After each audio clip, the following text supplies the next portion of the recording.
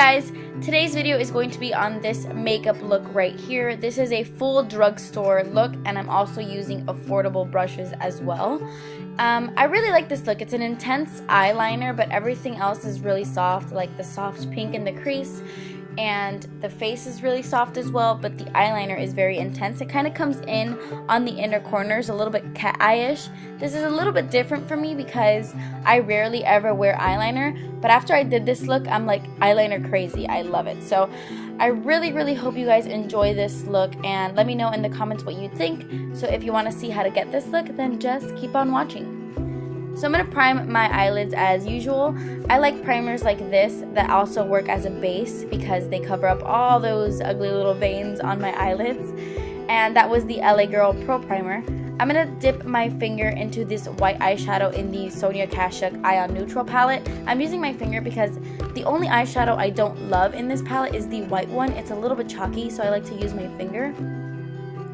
Then I'm going to take this fluffy blending brush from Delium Tools. I will link all the brushes down below as well. So I'm taking this fluffy crease brush from Delium Tools, and I'm applying that pink color directly in the crease, and I am putting this sucker everywhere. I want it very pink in my crease. Then I'm going to take this e.l.f. brush, and I'm going to dip it into this cool tone brown. It's a light cool tone tannish taupey color, and I'm going to start applying this on the outer V of my eye and bringing it into my crease. So I'm just packing it on the outer V and dragging it into the crease. This eyeshadow brush is really easy to do that since it's fluffy but flat at the same time.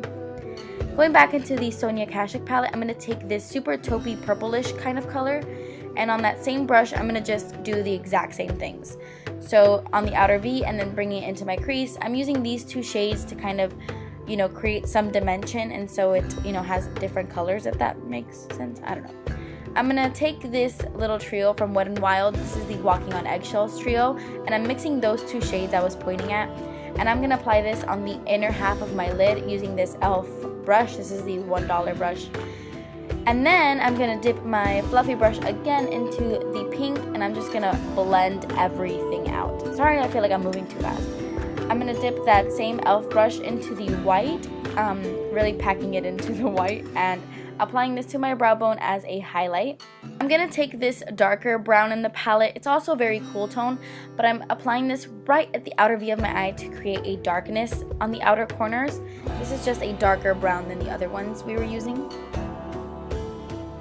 And then I'm going to use my NYC liquid liner, and I'm going to apply a very thick wing. So what I like to do is I like to draw the line first and then do this and then fill it in. So I do that kind of wing first, and then I start brushing little strokes in the inner corners just to connect everything.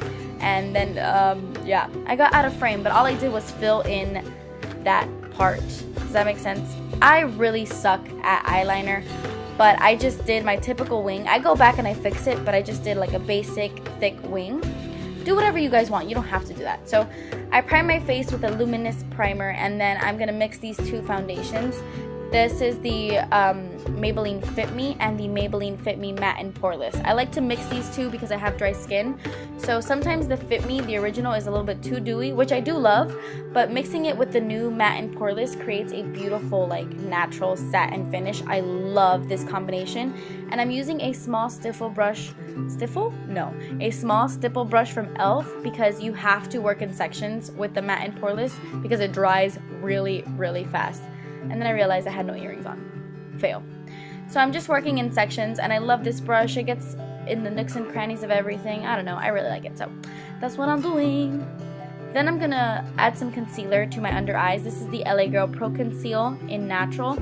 And then I'm going to highlight some more. So I'm using the Rimmel Conceal and Highlight little highlighter concealer thing. And I'm going to apply this all over my face to highlight my face as well.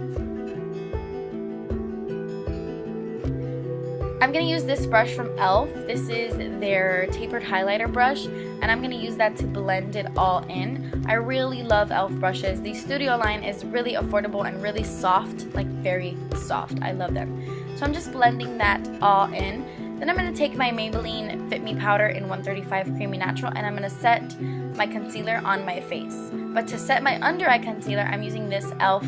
under eye setting powder. I like it because it's like light reflecting. It reminds me a lot of the Laura Mercier Secret Brightening Powder, but it's $3 and not like a million. Then after that, I'm going to finish off my eyes, and I'm going to take that same liquid liner, and now I'm going to start connecting this into the inner part of my eye. Does that make sense? I'm making like a little triangle right in the inner tear duct, and usually I don't add eyeliner there, but I think it creates like a sexy cat eye look, as you can see right there. So that is what I did, and I feel like it ties the eyeliner together really nicely. So then after that, I'm going to take some black eyeliner. I have been loving this. This is from NYX. It's their like gel eyeliner in black. It's new. It's like their new eyeliner. It's amazing, guys. It's super black. Look, look, look. So black. I really love it. I'm going to take this Eco Tools angled brush, and I'm going to dip it into the black eyeshadow, and I'm going to set the eyeliner, like bringing it really, really, really, really close to my waterline. And yeah, it's just going to intensify the eyeliner on the lower lash line.